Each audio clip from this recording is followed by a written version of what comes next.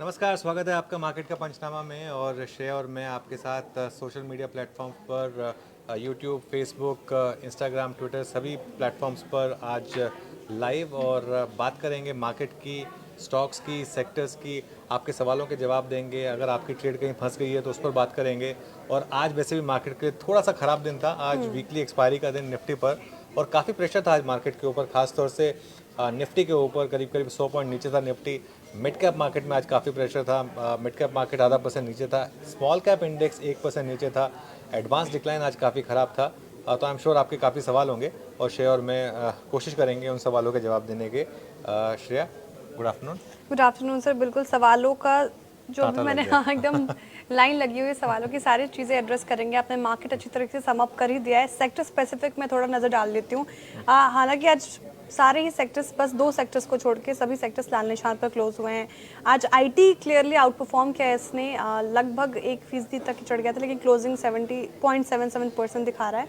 और metal sector में तेज़ी देखने को मिली। नेल्को के गिरने के बावजूद यहाँ पे अडानी इंटरप्राइजेस का, जैसा कि आपने कमाई के अड्डा में भी इसका जिक्र किया, ये दोनों सेक्टर्स ने आज अच्छी क्लोजिंग दिखाई है। बाकी सारे ही सेक्टर्स लाल निशान पर बंद है, बाजार दबाव में। कल आखिरी ट्रेडिंग सेशन इस वीक का। पहले तो क्लोजिंग पे टिप्पणी आपकी, साथ ही कल के लिए क्या अप्रोच? बिल्कुल, कल फ्राइडे है पहले तो। जी। और फ्राइडे तो हम सब specially we look forward to Friday, है ना। बहुत कुछ करने का होता है फ्राइडे शाम को। और खास तौर से इस फ्राइडे को मैं वैसे भी I am really looking forward to it. Shreya, So you have got plans. I have got plans. What about you? I have also got plans. This Friday, this Friday finally. ठीक है, चलिए, तो खैर आप अपने प्लान्स एंजॉय करिएगा। लेकिन देखिए श्रेया, आज एक्सपायरी थी और थोड़ा सा पिछली एक्सपायरी का आई थिंक हमारे पास एक ऑलरेडी वर्डिक्ट था जी। कि मार्केट में थर्सडे को थोड़ी वॉलेटिलिटी है। और आई थिंक आज के मार्केट ने आपको एक सबक जो दिया होगा कि अभी कुछ समय के लिए आपको थर्सडेज को थोड़ा कॉशियस, थोड़ा सा संभल कर चलने की ज़रूरत है। क्योंकि मार्केट में जो रोज़ की वॉलेटिलिटी आती थी, अब वो सिमट कर थर्सडे को आ गई है। हर थर्सडे आपका मार्केट काफ़ी वॉलेटाइल हो रहा है। पहले क्या होता था, पहले रोज़ वीकली एक्सपायरी थी आपकी, तो रोज़ वो बढ़ जाती थी। अब क्या हो गया कि सारा का सारा प्यार एक दिन के लिए बचा हुआ है, वो है थर्सडे। तो थोड़ा सा अब आपको थर्सडेज को संभल कर चलने की ज़रूरत है। लेकिन जो भी है, क्लोज ख़राब थी मार्केट की, आज की क्लोज ख़राब थी। और मुझे जो एक चीज़ तंग कर रही है ना, मैंने आपको याद होगा एक व्यू लिया था 24,800 पर पार्शियल प्रॉफिट बुकिंग का, क्योंकि 24,800 वो लेवल था जहाँ पर 50% रिट्रेसमेंट थी। और मैंने एक बात कही थी कि अगर मार्केट को रुकना है ना तो वो यहीं पर रुकेगा। अब वो मार्केट साइन तो दिखा रहा है कि वहाँ पर रुक गया है। अब तक उसने रिजेक्शन नहीं दिखाया है। रिजेक्शन मतलब इस रैली का रिजेक्शन कब आएगा? जब आप 20 डेमा के नीचे बंद हो जाएंगे। 20 डेमा कहाँ पर है? अभी 24,350 पर है। 20 वीक मूविंग एवरेज भी वहीं कहीं आसपास प्लेस्ड है। तो अब उस लेवल की सिग्निफिकेंस है 24,350 की। अगर आप कंजर्वेटिव होना चाहते हैं तो थोड़ा उसको और नीचे ले आएँ, 24,300, 24,250 का कर लें। अगर इन लेवल्स के नीचे मार्केट अब फिसलने लगे और बंद होने लगे तो वो मार्केट के ट्रेंड के लिए, टेक्सचर के लिए बड़ा नेगेटिव होगा। तो वहाँ पर मुझे लग रहा है कि मार्केट का ट्रेंड और टेक्सचर वापस थोड़ा सा नेगेटिव साइड पर आएगा। जब तक वो इंटैक्ट है तब तक मार्केट एक रेंज में है। अगर आप देखें तो लोअर साइड पर 24,450, अपर साइड पर 24,800, 850। तो 400 पॉइंट की एक रेंज है। उस 400 पॉइंट की रेंज को आपको प्ले करना है। एक अच्छी चीज़ मार्केट के साथ ये हो रही है कि मार्केट के पास एटलीस्ट एक बड़ा सेक्टर है जो अच्छा कर रहा है, वो है आईटी। आईटी अच्छा कर रहा है। अच्छा, एक और चीज़ उस मार्केट के साथ हुई है श्रेया, जो आपको समझनी होगी। जो गोदरेज कंज्यूमर ने आके वापस मूड खराब किया। अब देखिए आप एफएमसीजी किस तरीके से वापस गिर रहा है। आज हिंदुस्तान यूनिलीवर 2.5% नीचे था। तो मार्केट को अब एक रिस्क लग रहा है कि क्या Q3 भी उतना ही खराब होगा जितना Q2 खराब था। और मुझे लग रहा है कि होगा। तो कुछ हद तक मार्केट उसकी ऑलरेडी तैयारी करेगा। लेकिन इसमें एक चीज़ आपको देखनी होगी। सपोज करिए Q3 का अर्निंग सीजन भी उतना ही खराब रहा जितना Q2 का रहा। लेकिन Q2 में लो बनाया था आपने 23,200 का। सपोज करिए Q2 में आपने लो बनाया 23,800, 23,900 का Q3 में, वो बड़ा पॉजिटिव होगा मार्केट के लिए। तो जो भी है, मार्केट में अभी थोड़ी सी वॉलेटिलिटी है और कुछ और टाइम तक मुझे लग रहा है कि वॉलेटिलिटी रहेगी। तो निष्कर्ष निकालो अगर मैं आपकी बातों से, तो थर्सडे पूजा पाठ करके ही ट्रेडिंग किया कीजिए और मार्केट ट्रैक किया कीजिए। खैर सर, आप कुछ सवाल लेते हैं, हमारे साथ दर्शक जुड़ते जा रहे हैं, बहुत सारे सवाल ले रहे हैं। एक सवाल जो मैंने पिक किया था, खैर अभी वो चला गया है, लेकिन खान जी पूछ रहे what about bank of Baroda?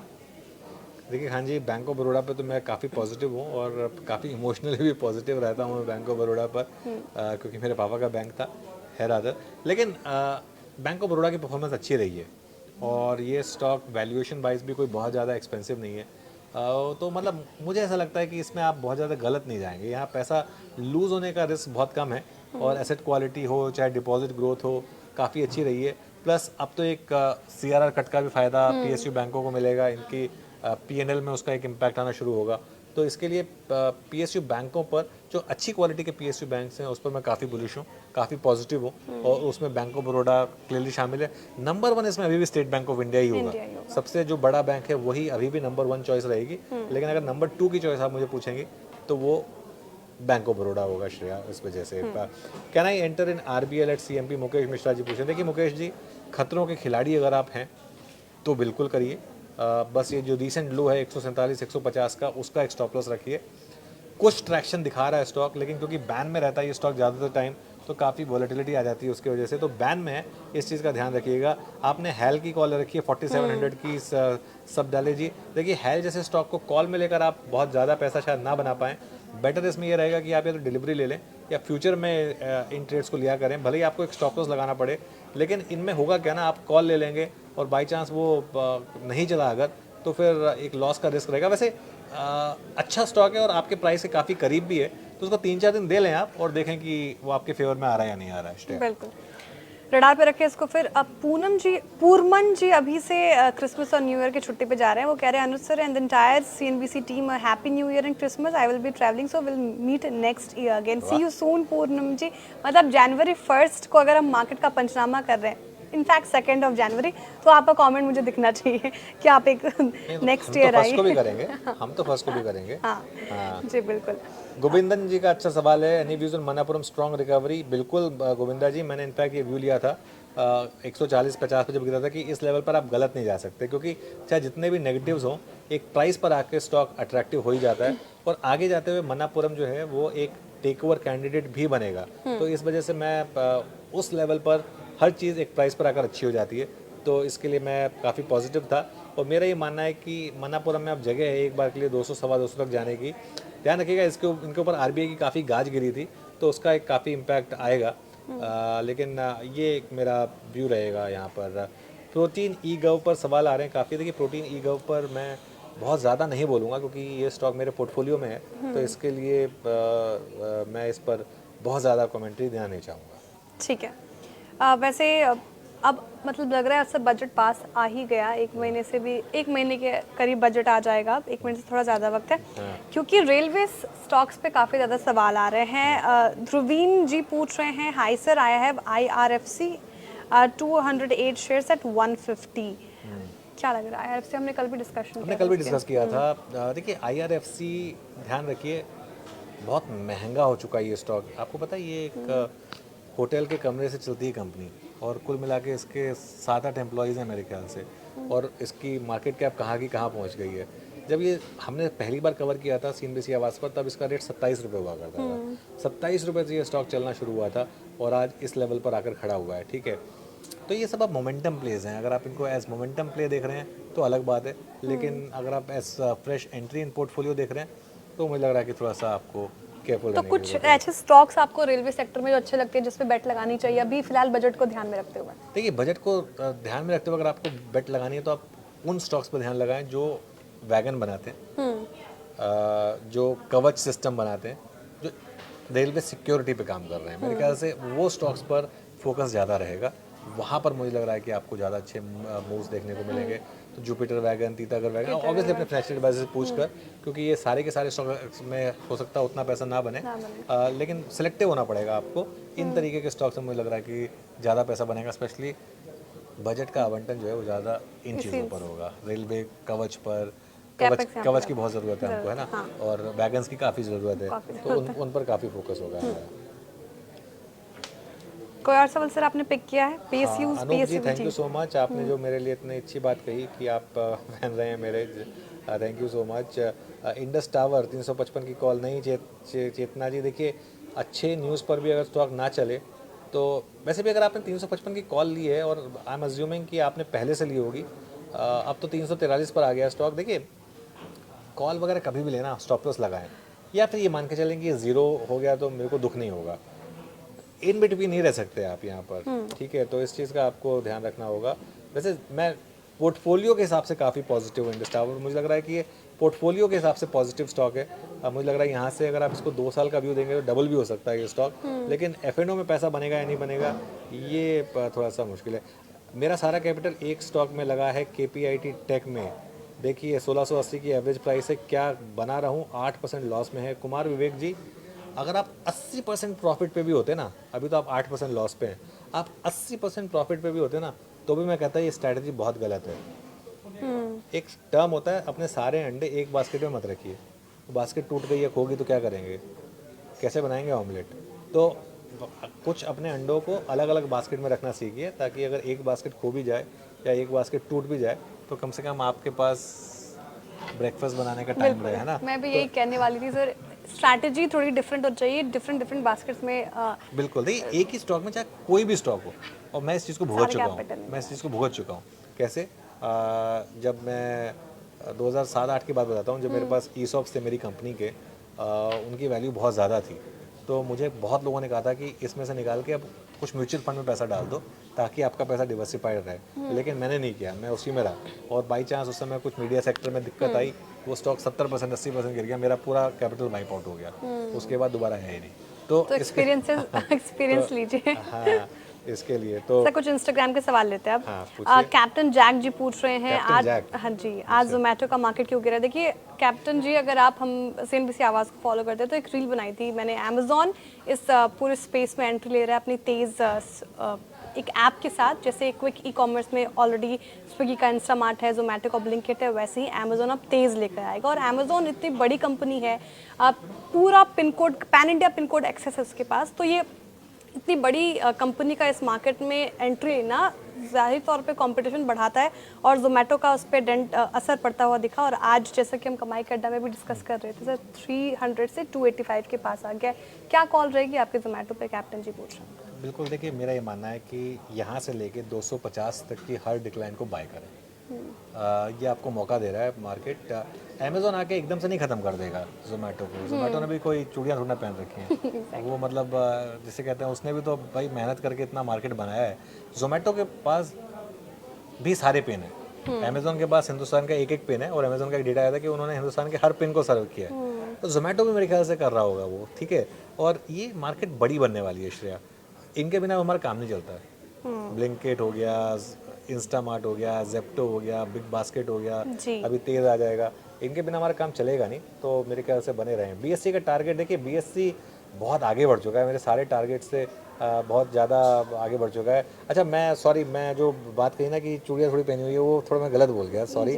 मेरा कहने का वो मतलब नहीं था, और मैं इसके लिए माफ़ी चाहता हूँ एक्चुअली, क्योंकि मुझे नहीं कहना चाहिए था वो मैं सिर्फ एक बोलचाल की भाषा में आ जाता है, लेकिन उसका मीनिंग आपने मीन नहीं किया। मेरा मीनिंग वो नहीं था। लेकिन मैं अगर किसी को बुरा लगा हो तो मैं माफ़ी मांगना चाहता हूँ, क्योंकि इनफैक्ट मेरा तो ये मानना है कि, और ये बात तो मैं पिछले 3 साल से ऑब्जर्व की है श्रेया, कि विमेन में ज़्यादा मेंटल स्ट्रेंथ होती है। तो मैंने कई प्लेटफॉर्म पे बोला भी है, और इसीलिए आपने कहा भी कि आप बहुत सारे एक्सपर्ट पैनल में विमेन को बिठाना भी चाहते हैं। बिल्कुल। तो मेरा वो कहने का बिल्कुल मतलब नहीं था, लेकिन हाँ, किसी को अगर बुरा लगा हो तो I am sorry about that. मैं पहले इसके लिए माफ़ी मांग लेता हूँ। Hindalco for long term view, देखिए आज मेटल स्टॉक्स में थोड़ी सी वीकनेस थी, और थोड़ा सा एल्यूमिनियम प्राइसेस को लेकर लग रहा है कि थोड़ा सा प्राइसेस नीचे आ रहे हैं, तो उसका थोड़ा सा एक इम्पैक्ट था यहाँ पर। जी पर काफ़ी लोग सवाल पूछ रहे हैं। जी में देखिए कंट्रोवर्सी खत्म हो गई कि नहीं सर, पहले ये बताइए। नहीं हुई अभी तो, वो तो खैर पुनीत जी अभी भी CEO हैं, लेकिन बोर्ड पर नहीं है। इसमें इशू क्या है, इवेंचुअली इसका टेक ओवर होगा, क्योंकि एसेट बहुत अच्छा है, लेकिन उससे पहले कितना अच्छा, लोगों को ये नहीं पता ना कि क्या हुआ है कंपनी में, बैलेंस शीट कैसी है, कुछ दिखते तो नहीं आई है, ये सब कुछ पता नहीं है। तो इस वजह से थोड़ा सा एक इशू है। गौरव कोशिया जी का सवाल लेते हैं, बैंक निफ्टी में कौन सा लेवल टूटने पर शॉर्ट कर सकते हैं? यूट्यूब में अभी 20 सेकंड देरी से आता है आपका चैनल, प्लीज़ टीम को बोले ठीक करें। अच्छा, ठीक करेंगे उसको गौरव जी। बैंक निफ्टी पर मेरे ख्याल से एक 52,500 के करीब का लेवल है, उसको आप सिग्निफिकेंट समझ कर चलिए। 52,500 अगर टूटने लगे तो बैंक निफ्टी में एक शॉर्ट ओपन होगा। कार ट्रेड पर व्यू पूछ रहे हैं, मैं बहुत बुलिश हूँ कार ट्रेड पर। उसका कारण बताता हूँ मैं आपको। हिंदुस्तान में बहुत सारे लोग हैं जो अब एस्पिरेशंस कर रहे हैं कि हम बेटर कार पे जाएं, लेकिन वो नई कार नहीं खरीद पाते हैं, क्योंकि नई कारें काफ़ी महंगी होती हैं, तो वो सेकेंड हैंड कार लेते हैं। Still car is a luxury in India. जैसे मैंने किया था, मैं नई कार नहीं अफोर्ड कर सकता था, तो मैंने सेकंड हैंड अगर आप नई कार अफोर्ड नहीं कर सकते सर तो कौन कर सकता है बताओ।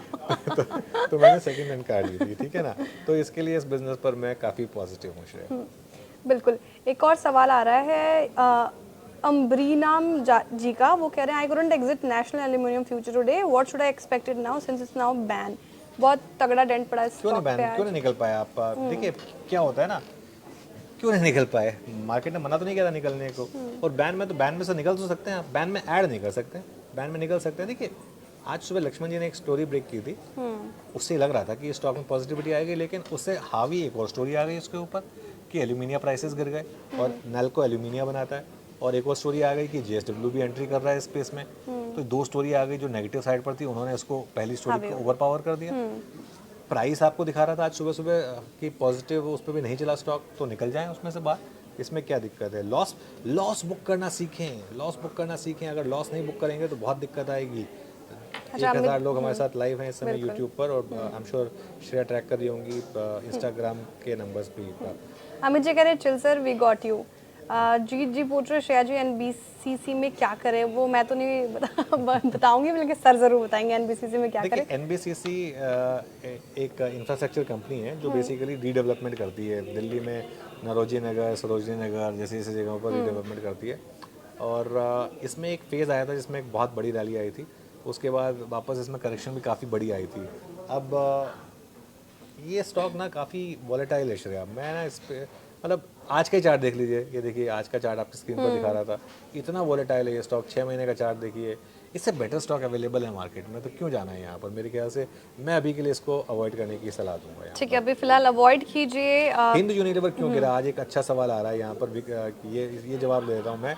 देखिए हिंद यूनिलीवर इसलिए गिरा क्योंकि मार्केट को रिस्क लग रहा है कि एफएमसीजी कंपनियाँ फिर डिसअपॉइंट करने वाली हैं इस क्वार्टर में। और ये गोदरेज कंज्यूमर ने तो आके बोल ही दिया, उन्होंने तो आके रो ही दिया कि हमारा ये वाला क्वार्टर भी अच्छा नहीं रहने वाला है। तो मार्केट को ये रिस्क लग रहा है कि कहीं लीवर और बाकी कंपनियां भी आके ना रो दें, तो इस वजह से थोड़ा सा वहाँ पर रिस्क हो रहा है। अमित जी कह रहे हैं कि we see your channel from 6:30 to 3:30। 3:30 के बाद भी देखना आपको मार्केट पंचनामा सोशल प्लेटफॉर्म्स पर अपने।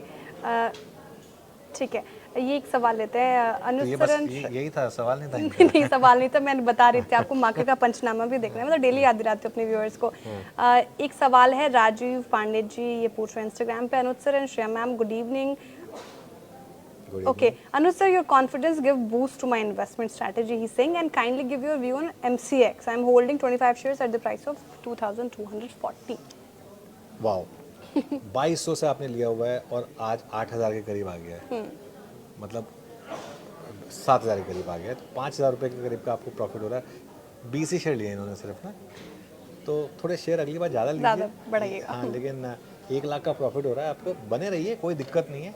ये जा रहा है स्टॉक अब 5 डिजिट में, बिल्कुल जा रहा है, ये स्ट्रेंथ बहुत है इसमें, और बहुत सारे लोग अब कमोडिटीज़ में शिफ्ट हो रहे हैं। अब ये स्टॉक की रैली तब पंक्चर होगी जब सेबी को लगेगा कि अब लोग इक्विटी को छोड़कर कमोडिटी में बहुत ज़्यादा कर रहे हैं, तो वहाँ पे भी एक्सपायरी पे थोड़ा सा प्रेशर आ जाए, वहाँ पे भी माइक्रो कॉन्ट्रैक्ट, मिनी कॉन्ट्रैक्ट वगैरह पे थोड़ा सा अगर उनकी गाज गिरने लग जाए, तब मेरे ख्याल से वहाँ पर भी दिक्कत आएगी, वरना तब तक तो मुझे लग रहा है कि इसमें बने रहें। बिरला सॉफ्ट बहुत शानदार स्टॉक है, काफ़ी शानदार रैली दिखा चुका है, अगर हैं तो बने रहें, अगर नहीं है तो हर डिक्लाइन पर ऐड करें। इनफैक्ट आईटी स्टॉक्स में अगर देखें सर अच्छी खासी बहुत ज़बरदस्त। और विप्रो पे भी एक सवाल आईटी पर तो श्रेया मैं इस पूरे साल बुलिश रहा हूँ, मैं पता है मैं थक गया हूँ कह के कि 25% आईटी में हो, फिर मैं उसको 35 पर ले आया। कल तो मैंने 50% भी कर दिया था कि 50% पर भी ले जा सकते हैं आप अपने पोर्टफोलियो को इस समय आईटी में। एक सवाल आ रहा था इस बीच में, मैं तब तक सर एक कॉल लेते हैं, टाटा कंज्यूमर की कॉल ले रखी है आरजेएनजे ने। टाटा कंज्यूमर की कॉल स्क्वायर ऑफ करिए, बाहर निकलिए, कोई पैसा नहीं बनेगा उसमें। वेदांता पर सवाल आ रहे हैं कि क्या वैल्यू अनलॉकिंग होगी इसमें? देखिए हो ही रही है, वो डीमर्जर जो हो रहा है, और एक डेकेडल मल्टी ईयर ब्रेकआउट दिखाया वेदांता ने, 10 साल के बाद इस लेवल को क्रॉस किया है वेदांता ने, तो उस हिसाब से ध्यान रखिएगा। बहुत बहुत पॉजिटिव है चार्ट पर वेदांता, और जिस तरीके के चार्ट बन रहे हैं ना वेदांता के, ये 700 750 बहुत जल्दी जा सकता है। आज डिविडेंड का भी मतलब बोर्ड मीटिंग का ऐलान हुआ है, डिविडेंड तो एग्जैक्टली भी आएगा, लेकिन उसका भी ऐलान हुआ है, तो उस वजह से बहुत ज़्यादा पॉजिटिव में। EIH होटल सर, जसीर जी एक ऐसी कंपनी है जो बहुत अच्छे होटल चलाती है, ओबेरॉय ग्रुप ऑफ होटल चलाती है, तो मैं काफ़ी पॉजिटिव हूँ इसके ऊपर। मैं इस पूरी स्पेस पर पॉजिटिव हूँ। हालांकि मेरा सबसे ज़्यादा स्ट्रॉन्ग व्यू इंडियन होटल्स पर रहा है, लेकिन इंडियन होटल्स बहुत ज़्यादा चल चुका है, तो इस वजह से मेरे ख्याल से बाकी स्टॉक्स पर भी थोड़ा सा आप ध्यान रखेंगे तो बेटर रहेगा आपके लिए। ठीक है, पुनीत जी का सवाल लेते हैं सर। शायद आपसे मिस हो गया होगा सवाल, लगातार 2 दिन से मुझसे पूछ रहे हैं ये कह रहे टाटा पार ले रखा है इन्होंने और इंट्राडे में बट स्टक हैं। What to do? Intraday target was 470 but it reverse, should I wait or book loss? देखिए किसका टारगेट था 470? इनका टारगेट था क्या, या जिससे आपने टारगेट लिया उन्होंने स्टॉप लॉस दिया क्या आपको? आप दिक्कत पता क्या होती है, हम लोग सिर्फ टारगेट देखते हैं, हम लोग स्टॉप लॉस नहीं देखते हैं, या देखना नहीं चाहते हैं हम लोग स्टॉप लॉस। लॉस बुक करना सीखिए। अगर आप डे ट्रेडर हैं तो अब तक आपको लॉस से बाहर हो जाना चाहिए था। अगर आप स्विंग ट्रेडर हैं तो अब आप आज के लो का स्टॉप लॉस लगा लें, क्योंकि आज के लो से रिकवरी दिखाई है टाटा पावर ने। और अगर आप पोजिशनल ट्रेडर हैं तो मेरे ख्याल से फिर एक 5% के करीब का स्टॉप लॉस लगाएं। अगर आप इन्वेस्टर हैं तो बने रहें। इन्वेस्टर हैं तो भले ही आपको थोड़ा लॉस देखने को मिले, लेकिन उसमें आप बने रहे। लेकिन अगर आप डे ट्रेडर हैं तो अब तक आपका स्टॉप लॉस हिट हो चुका होना चाहिए था, अब नहीं हुआ है, तो आज के लो को एक स्टॉप लॉस समझकर उसके बाद इस ट्रेड को आगे बढ़ाएं। उसके अलावा काफ़ी सवाल आ रहे हैं। ICICI बैंक पर 1104 से लिया हुआ है, बने रहें, कोई दिक्कत नहीं है, ऑल टाइम हाई की तरफ जा रहा है और एक बार ऑल टाइम हाई क्रॉस करेगा तो 1500 से 2000 भी ये स्टॉक भागता हुआ दिखाई देगा। विकास जी पूछ रहे हैं PB फिनटेक 3 गुना हो चुका है ये स्टॉक पिछले 1.5-2 साल में। मैं काफ़ी बुलिश था उस समय पर, इनफैक्ट सब जितने भी न्यू एज स्टॉक्स थे उनमें मैं सबसे ज़्यादा बुलिश PB फिनटेक पर था। मैं आज की डेट में भी PB फिनटेक पर काफ़ी बुलिश हूँ। मुझे लगता है कि हर डिप पर ऐड करना चाहिए, ये उस तरीके का स्टॉक है। Sir Nitin ji Bajaj housing finance पे पूछ रहे हैं, न्यूली लिस्टेड कंपनी है ये, 16 सितंबर को लिस्ट हुई थी। मैं जितने भी एनालिस्ट एक्सपर्ट से बात करती हूँ सब कहते हैं लॉन्ग टर्म के लिहाज से होल्ड है ये stock. What's you take that? Long term के हिसाब से होल्ड है ये स्टॉक श्रेया, मैं भी यही कहूँगा। होल्ड करके रखिए नितिन जी, यही है। एक सवाल सर ये पूछ रहे फेडरल बैंक और टाटा स्टील पर, ये स्पेस टाटा मेटल स्पेस कैसा लग रहा है आज? हालांकि गिरते बाजार में उसने अच्छा किया। हाँ, मेटल स्पेस अच्छी है, कोई दिक्कत नहीं है, मेटल स्पेस में बने रहें आप, और कोई इशू नहीं है, बने रहेंगे तो पैसा बनेगा आपका। अच्छा, एक सवाल आया था SBI पर। SBI इन्होंने लिया है 500 रुपये पर और इनका व्यू है कि यह 3000 जाएगा। देखिए, अगर तो आप टाइम देने को तैयार हैं तो 3000 क्या है, 5000 भी जाएगा, ठीक है। बहुत लोग टाइम नहीं देते हैं, तो इस चीज़ का आपको ध्यान रखना है। 540 से लॉन्ग है ये, 3000 3 से 4 साल में एक्सपेक्ट कर रहे हैं। देखिए 3 से 4 साल में 3000 तो बहुत ज़्यादा हो जाएगा, क्योंकि आप 4 गुना एक्सपेक्ट कर रहे हैं 3 से 4 साल में, नहीं उतना नहीं, लेकिन 2000 से 2200 के बीच का तो मुझे लग रहा है कि आप एक एक्सपेक्टेशन रख सकते हैं। वहाँ तक तो जाने के मेरे ख्याल से चांसेस यहाँ पर रहने वाले हैं। रोहित जी पूछ रहे हैं your view on happiest mind, it's not moving despite of IT rally. Sir happiest mind happy क्यों छोड़ हो रहा दीजिए ना, वो बहुत इनको महंगा दुखी स्टॉक जरूर है। कर रहा है। बाकी IT स्टॉक अच्छा कर रहे हैं, उन पर आज ये हैप्पीएस्ट माइंड बहुत महंगा स्टॉक है, बहुत ज़्यादा महंगा स्टॉक है, क्योंकि वो सूटा जी की कंपनी थी, तो बहुत लोगों ने इसके ऊपर बहुत ज़्यादा बिडअप कर दिया था, इसकी वजह से ये काफ़ी महंगी है। तो कुछ और स्टॉक ले लीजिए जो चल रहा है, वो ले लीजिए, उसमें क्या दिक्कत है आप बताइए मुझे। एक भारती पर सवाल लेकर ख़त्म करेंगे, है ना श्रेया, 4 बज चुके हैं। भारती पर देखिए, मेरा मानना ये है कि थोड़ा सा जब से इन्होंने टैरिफ्स बढ़ाए हैं उसके बाद जो डेटा पॉइंट्स आए हैं, लोगों ने क्लियरली थोड़ी सी रेजिस्टेंस दिखाई है उन टैरिफ्स पर और उन टैरिफ्स को रिजेक्ट किया है। तो आगे जाके और कितनी टैरिफ हाई की कर पाएंगे या नहीं कर पाएंगे, ये थोड़ा सा एक बड़ा सवाल होगा। लेकिन एक ऐसा स्टॉक है जिसने बहुत पैसा बना के दिया है पिछले 3 साल में, और मेरा ये मानना है कि आगे भी आपको पैसा बना के देगा अगर आप लॉन्ग टर्म इन्वेस्टर हैं तो। ठीक है, तो लॉन्ग टर्म के लिहाज से होल्ड करने की सलाह है। सर वक्त हो चुका वाइंड अप करने का, वाइंड अप करते हैं। बहुत बहुत शुक्रिया तमाम सवालों के जवाब देने के लिए। दर्शकों का भी बहुत बहुत आभार इतना इस तादाद में हमसे जुड़ने के लिए, और कल मुलाकात होगी फिर से मार्केट के पंचनामा में। तब तक के लिए देखते रहिए आप CNBC आवाज़। Thank you.